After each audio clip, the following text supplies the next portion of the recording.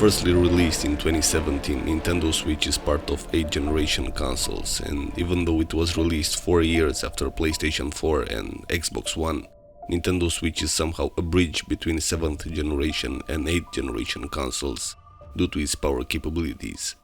But that's not everything. Nintendo Switch has lots of features, and because I have it since years ago, I had enough time to play with it. So let's see what's all about. I'll pass through several topics and see what this console brings to us.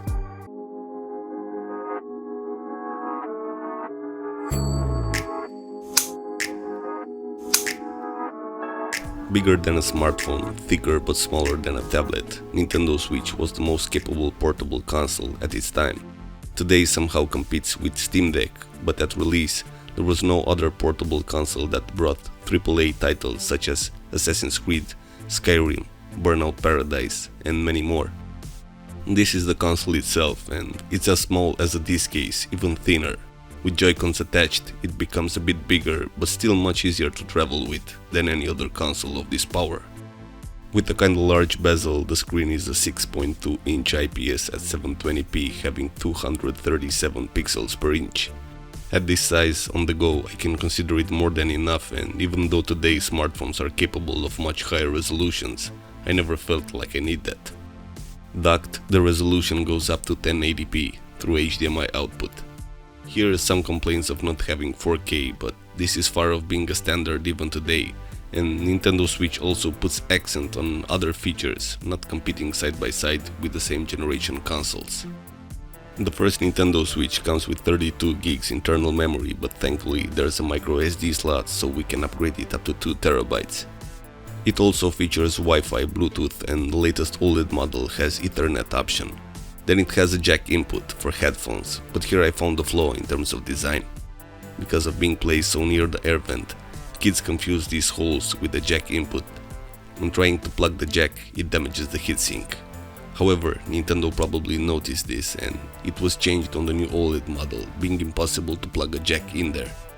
The screen is glossy and reflects all the light. Many people recommend using an anti-glare screen protector. I never used it, but I considered to. And the brightness capabilities are very much limited. In direct sunlight, you barely see anything happening on the screen. The experience of using Joy-Cons mounted is pretty uncomfortable due to various reasons. First of all, if I try to keep my hands comfortable, after many hours this results into a neck pain. If I keep my head in a natural position, then becomes uncomfortable for my hands. So there's a single option, to remove the Joy-Cons and use the console as a small TV, and put the Joy-Cons on the Joy-Con grip. This definitely results in a more comfortable experience rather than having the screen between my hands and my hands spreaded. Removing the Joy-Cons is not such an easy and pleasant experience, but still possible. Once on Joy-Con grip, the controller becomes much more what we are familiar with, but still far from a conventional controller. Because on the left Joy-Con, the D-pad is right under the thumbstick, and because on the right Joy-Con, the thumbstick is right under the buttons, it's extremely uncomfortable for my thumb finger. If I spread my hands, it's comfortable for the thumb, then I lose the grip. But still, it's hard to combine portability with comfort. Also, the trigger button is not actually a trigger we are used with, it's working just as any other button. Nintendo consider all this, and there's a Pro controller much closer with what we've got used, but that's a different topic. Using the Joy-Con grip, I can obviously keep it docked and play on my TV, but if I'm on the go and I mind to use the console itself, there's this little kickstand which is absolutely horrible. Feels cheap, it breaks easily, and it doesn't even give enough balance to the console. However, this was improved with the new OLED model, the kickstand being all over its body, making the console much more solid on surface. On some multiplayer games, the Joy-Cons can be split and be used as two separate controllers. Each Joy-Con becomes a controller having a thumbstick and 4 buttons. And of course, games are optimized for such controls, so there's no missing button. Also, each Joy-Con has motion control, but this feature was not well received by the mass, and very few games requires this. Mario Party cannot be played without motion control, but the new Mario Party Superstars completely removed this feature, so they work as any other standard controller. There are two ways of charging the console, docked or directly through USB Type-C. and with the full charge, Nintendo Switch can stay on between 5 and 9 hours of gameplay. Original Joy-Cons can be charged only if they're mounted on the console body. Some aftermarket Joy-Cons can be charged separately through USB Type-C. I think it would have been great if we could charge our Joy-Cons without having to mount them on the console each time. There are some charging grips, but still, if you play games with motion control that requires them to be separated, we always have to mount and unmount them, and that becomes pretty annoying. A simple Type-C input would have solved this issue.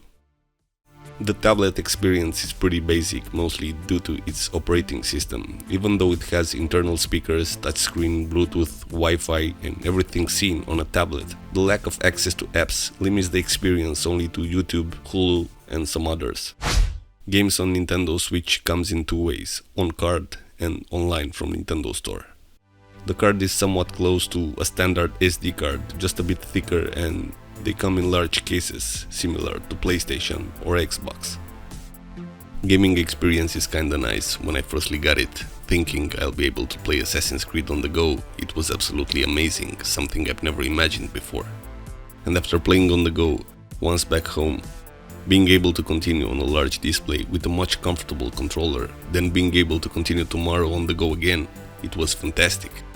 Nintendo has great exclusive games, but the fact it gave us access to games we've never played outside our homes before, this was what I call revolutionary. Of course, every single game ported to Nintendo Switch is at a lower quality comparing with PC, PlayStation or Xbox.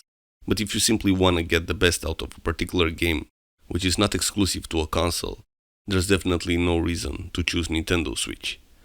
In the meantime, if you simply want to play a game and you want to make sure you can easily travel with the console, having less details or simply a lower resolution won't stop you from having fun.